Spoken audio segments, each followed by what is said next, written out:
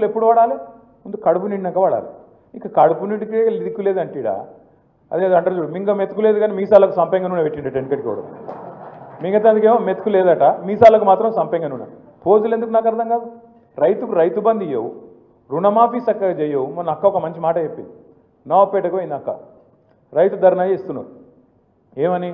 రుణమాఫీ చేయాలి, నువ్వు చేసింది చారానా, బయట చెప్తుంది బారానా, నీ ప్రకటనలకే ఎక్కువ ఖర్చు అవుతుంది, నీ ఫోటో చూడలేక వస్తున్నాం, కాబట్టి అదేదో బంధు పెట్టు అని చెప్పి మొత్తం ధర్నా మొత్తం చేసి రుణమాఫీ పూర్తి చేయి అని చెప్పి ధర్నా చేస్తే ఒక రైతు, సామాన్య రైతు సబితమ్మతో ఏమంటాడు తెలుసా?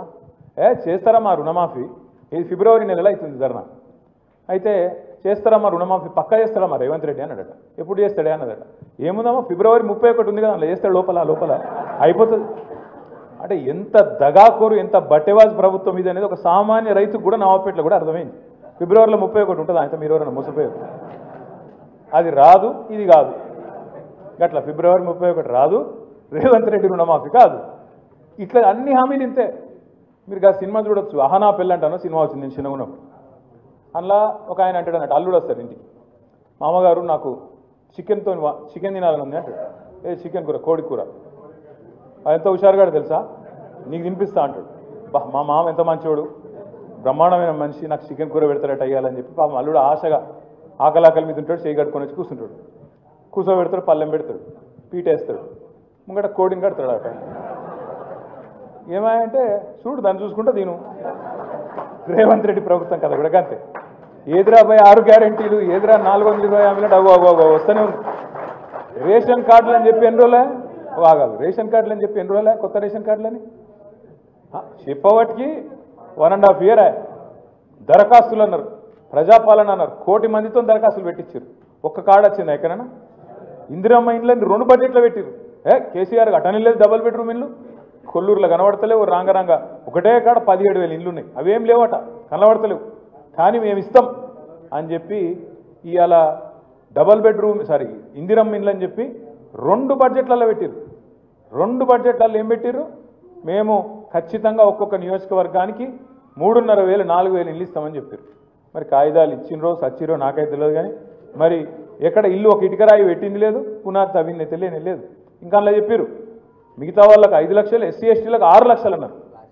6 లక్షలు లేదు, 6 పైసలు కూడా ఇప్పటివరకు దిక్కు లేదు. వాస్తవం ఏంటి అంటే ఇలా కాంగ్రెస్ పార్టీ పూర్తి స్థాయిలో ఫెయిల్ అయింది.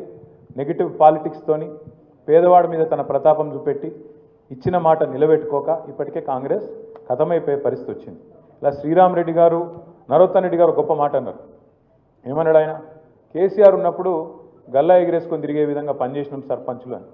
ఆయన చెప్పుడే కాదు, కేంద్ర ప్రభుత్వం ఇచ్చే అవార్డులు, పంచాయతీరాజ్ దినోత్సవం నాడు ఇచ్చే అవార్డులు మొత్తం భారతదేశంలో మన జనాభా 3% కంటే తక్కువ ఉంటుంది తెలంగాణ.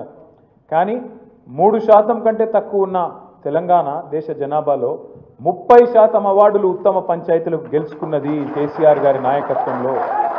అది కాదా, ఏదన్నా ఒక రాష్ట్రంలో ఈ భారతదేశంలో ప్రతి పల్లెకు ఒక నర్సరీ ఉన్న ఊరు చూపెడతారా? నాకు ఒక రాష్ట్రం చూపెడతారా ఈ దేశంలో? ప్రతి పల్లెకు ఒక నర్సరీ, ప్రతి పల్లెకు ఒక పల్లె ప్రకృతి వనం.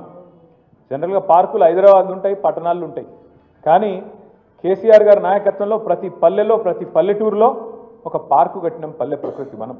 ప్రతి గ్రామంలో ఒక డంపింగ్ యార్డు, ఒక శ్మశాన వాటిక, ఒక రైతు వేదిక, అందరికీ ఇంటింటికి నీళ్లు, ఎక్కడ పోయినా చెట్లతోని పచ్చదనం స్వాగతం పలికే విధంగా ఏర్పాట్లు.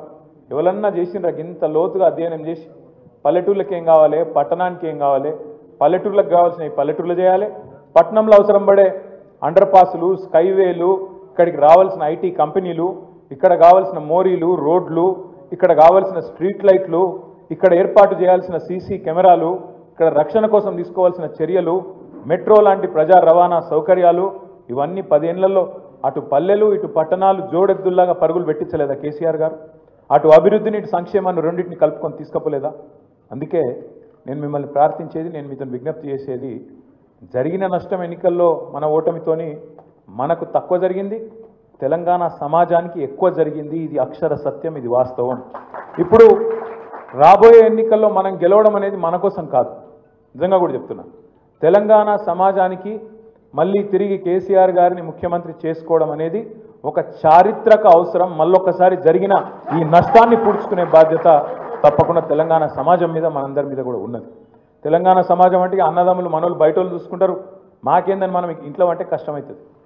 ఖచ్చితంగా ఏప్రిల్ 27 నాడు ఇక్కడికి వచ్చిన ప్రతి ఒక్కరూ మరి మన ఇంటి పండుగ కాదు, మన పార్టీ 24 ఏళ్ళు పూర్తి చేసుకొని 25వ సంవత్సరంలో అడుగు పెడుతున్న ఒక అద్భుతమైన సందర్భం.